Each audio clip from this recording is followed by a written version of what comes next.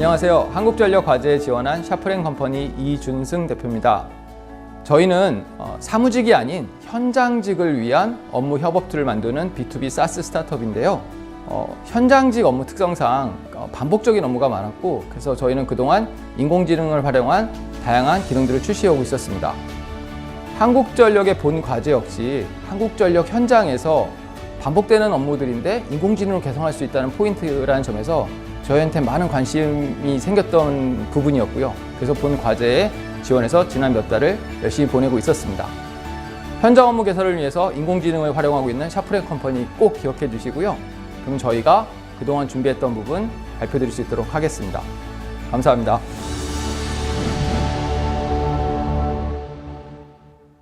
네, 지난 몇 달 동안 열심히 준비하신 그 고민의 결과를 지금부터 만나보도록 하겠습니다. 8분의 발표 시작하겠습니다.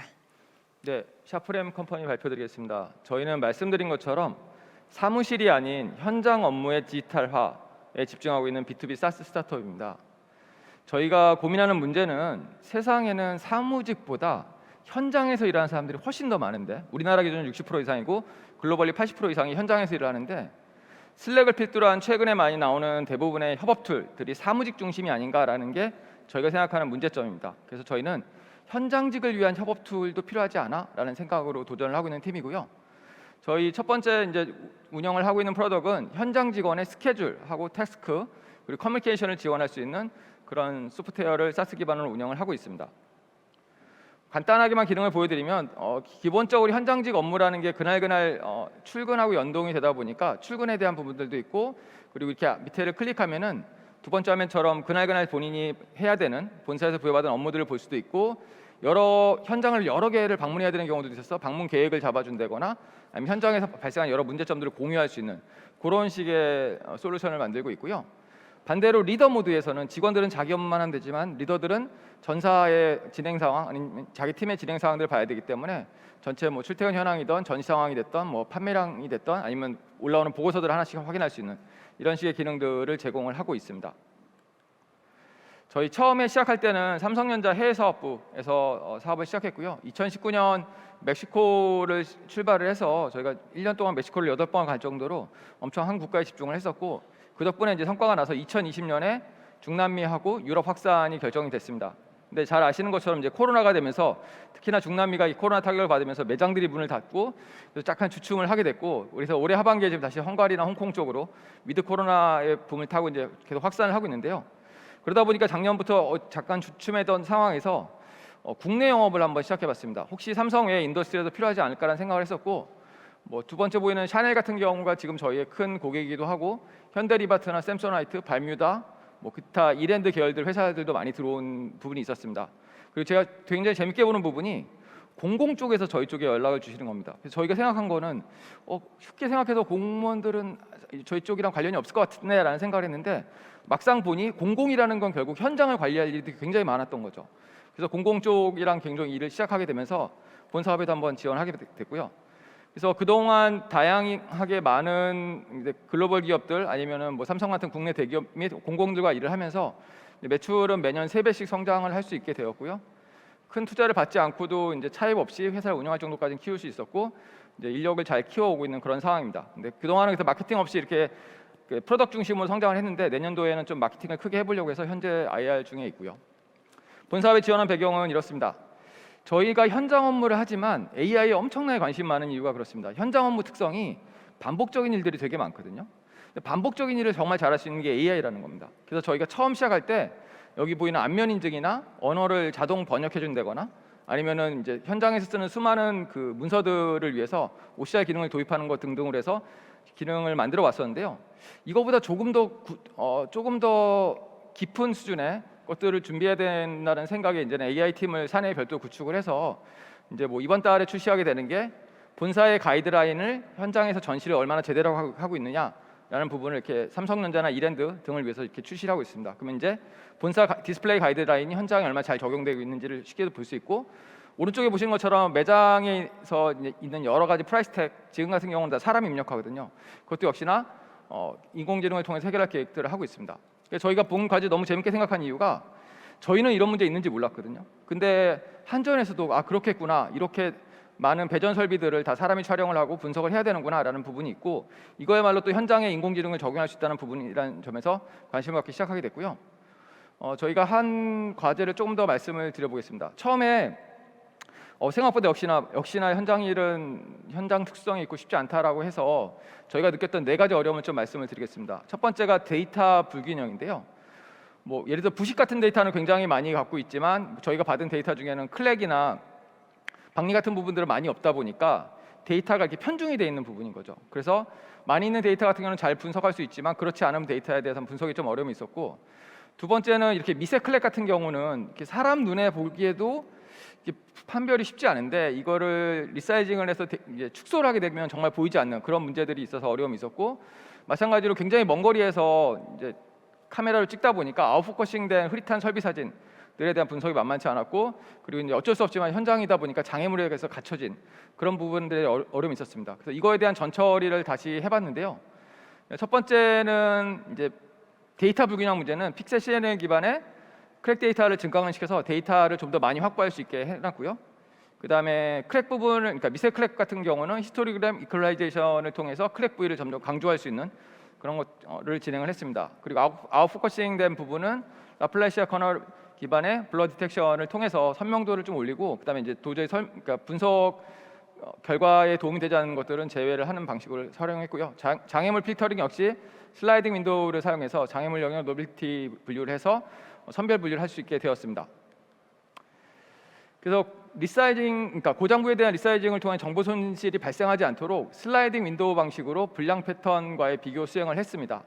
그래서 이렇게 맨 첫 번째 사진처럼 슬라이딩 윈도우 단위별로 크롭을 했고요. 그래서 그 사진들의 특징을 추출한 다음에 장애 유형을 분류하는 형태로 진행을 했습니다. 아울러 그 전처리한 훈련 데이터를 사용해서 설비 불량 유무, 고장 유무를 분류하는 모델을 설계해서 학습을 시켰고요.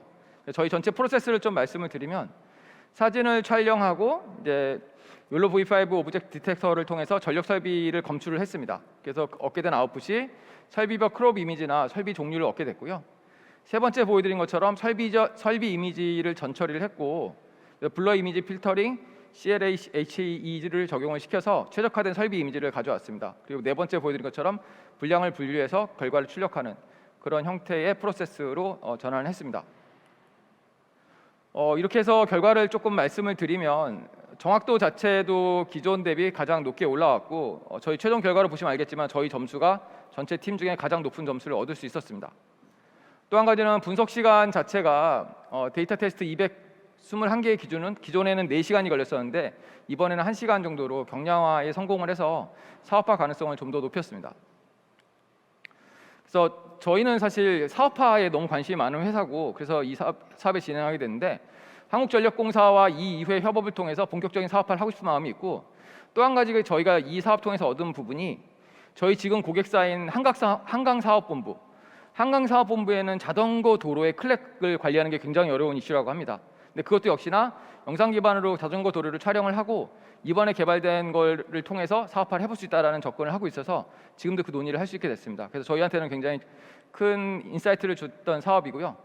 좋은 팀 워낙 많이 보실 테니까 3가지만 강조드리겠습니다. 첫 번째는 저희 포지셔닝 자체가 현장 기반을 AI로 잘 풀어가는 그런 회사라고 말씀을 드릴 수 있겠고, 두 번째가 저희가 만든 프로덕이 3개 팀 중에 점수가 가장 높았다는 점 다시 한번 강조드리고 싶습니다. 마지막으로 저희는 이런 경진대회가 아니라 실제 사업화를 하고 실제 매출을 만들어가는 팀이라는 것을 말씀드리고 싶습니다. 이상입니다. 자, 이제 가운데로 와주시고요. 질의응답 진행하도록 하겠습니다. 발표에는 이준승 대표께서 함께해 주셨고요. 김재혁 매니저가 질의응답 시간 함께하도록 하겠습니다. 현장 업무 개선의 노하우를 보유하고 있는 팀으로 보이는데요. 저희가 이 정확도가 이렇게 높아질 수 있었던 이유랑 분석 시간이 4시간에서 1시간으로 줄일 수 있었던 경량화의 핵심 AI 알고리즘의 기술은 어떤 것인지 궁금합니다. 네, 답변드리겠습니다. 우선 88%에서 96%까지 급상승할 수 있었던 이유는 기존에는 미세 크랙과 같은 미세 크랙과 박리 부분에 대해서 잘 검출하지 못하는 문제점이 있었고요. 그리고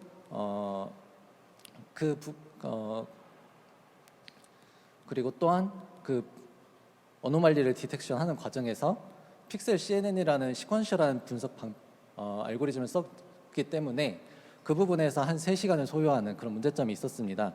그래서 이번 같은 경우에는 미세 크랙과 박리 부분에 집중하여서 그 부분에 대한 정확도를 높일 수 있도록 프레젠테이션 하신 것과 같이 작업을 하였고, 그 다음에 픽셀 CNN과 이제 VQVA를 이용한 어노말리 디텍션 부분을 과감하게 제거하고 가벼운 클래시파이어 하나만 사용함으로써 속도를 개선할 수 있었습니다. 네, 추가적으로 질문 드리겠습니다. 사실 뭐 4시간에서 1시간으로 줄이신 게 대단히 멋진 거긴 한데, 사실 1시간을 221개를 할 때 1시간을 그냥 나눠 보면은 한 데이터당 16초가 걸린 거예요. 예, 맞습니다. 사실 16초가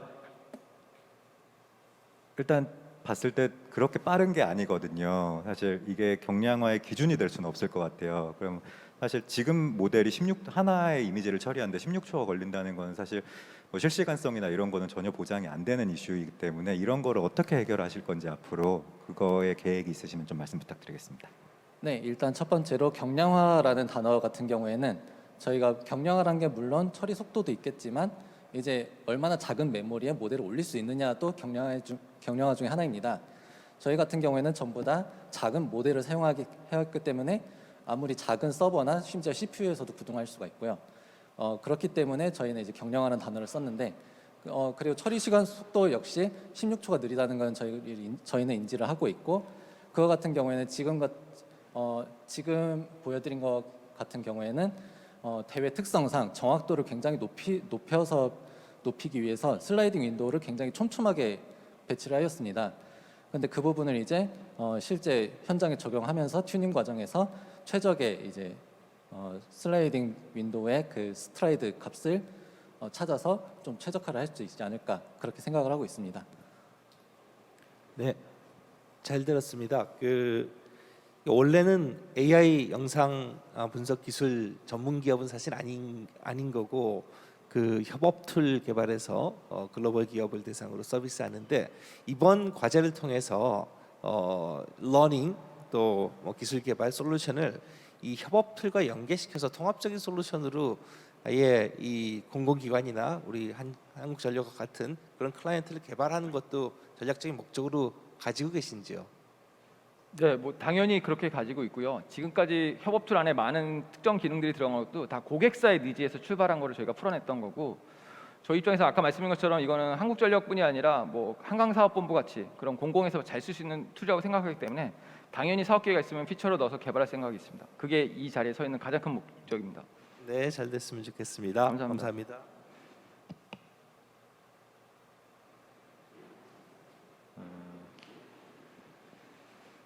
약간 현실적인 좀 질문을 드리자면,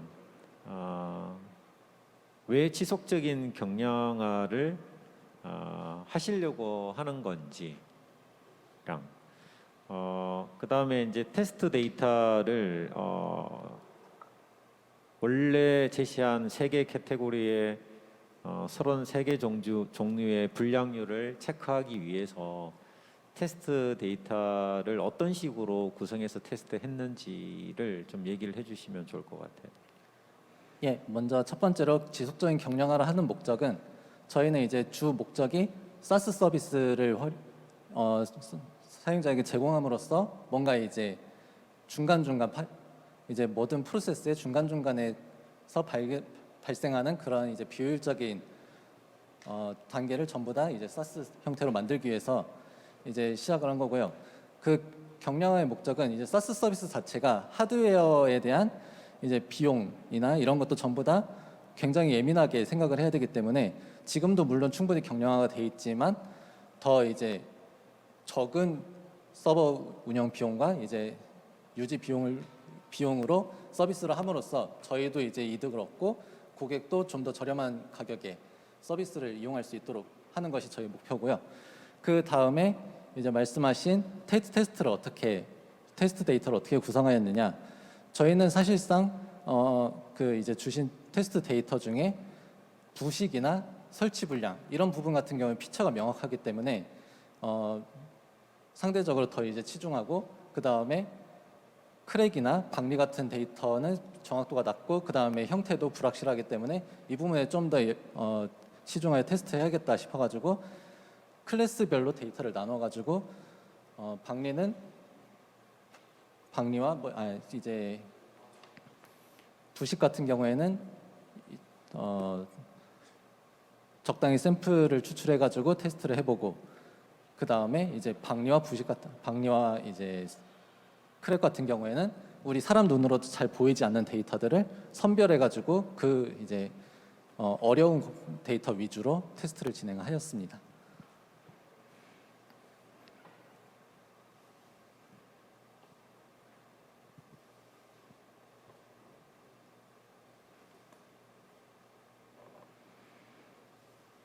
자, 혹시 추가 질문 있으실까요?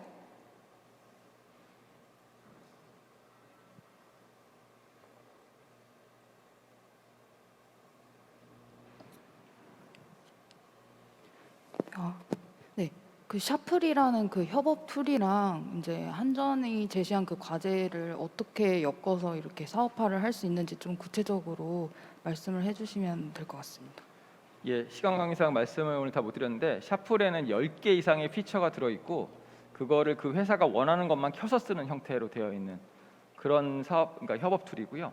그래서 뭐 출퇴근 우리 안 쓰고 싶다면 꺼서 쓸 수 있는, 끄고 쓸 수 있는 그런 협업 툴이어서 지금 말씀하신 이 한전 사업 모델이 한전뿐이 아니라 저희 말씀드린 것처럼 한강사업본부에도 관심이 있는 기능이다 보니까 공공 쪽에 사업 기회가 있다라고 한다면 저희는 이걸 하나의 피처로 만들게 될 거고 그러면 샤플 안에 또 하나의 피처가 생기는 겁니다.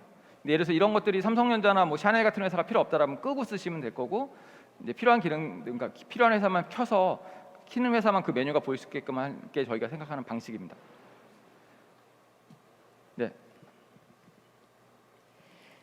자, 저희가 주어진 질의응답 시간이 이제 끝나서 마무리해야 할 것 같습니다. 발표와 질의응답 수고해 주셨는데요. 주식회사 샤플앤컴퍼니의 발표였습니다. 두 분 고맙습니다.